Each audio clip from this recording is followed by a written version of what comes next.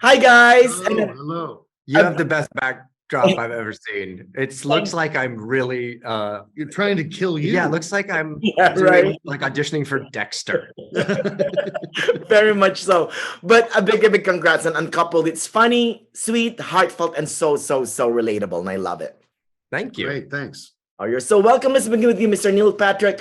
What got you interested in not only joining the cast, but also being one of the executive producers of the show? I'm a fan of comedy that's on the streaming services now.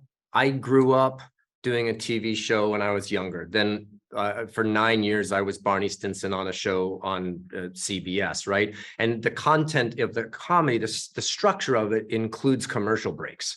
So you try and get it going, then you'd have to do some soap ads and talk about cars, and then you come back to the show.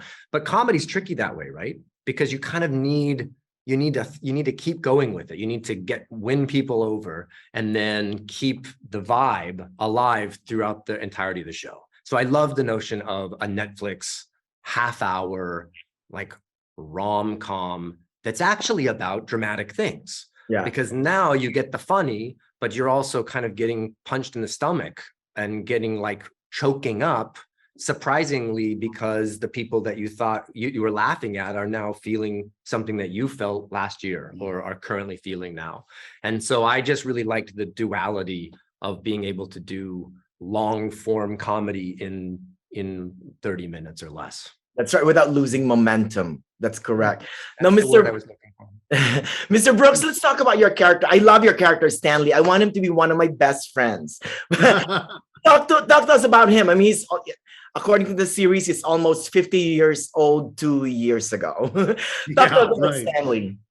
Stanley, yeah, he's certainly, over 50. He's, Stanley is a delightful person, but I think the delight of him is his sort of barbed quality as well, which is, I know a lot of people like that. Not him. Not me at all. That's not true.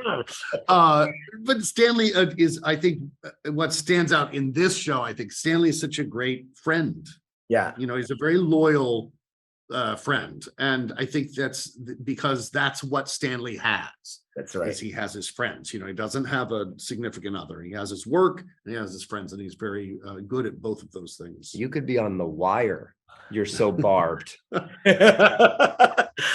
even laughing at it. Did you see? Sad. If you roll back and watch the tape, it took me a long time to figure that one out. The whole time I was yammering on. Yep, but that's how good it was. That's how good the line was. That's what he came up with.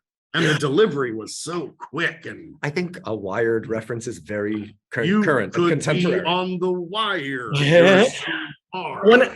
Real quick though, one of the things that I love about the show, it's about uncoupling, right? About breaking up, but really it's all about hope, right, Mr. Patrick?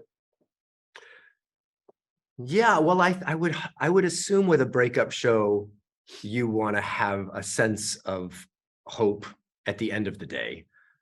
I don't know though, man. Season 1 was a lot of poor Michael. He just can't catch a break. So you might be hopeful just because you've seen enough of this poor guy trying and trying and trying. Just when he feels like, okay, I'm done with Colin. There's Colin again, and he's being nice to him. And so I think it more speaks to the washing machine of emotions that one goes through within a breakup, the different levels of despair and whatever are the 5: despair, anger, hilarity, denial, nudity, beauty, and nachos.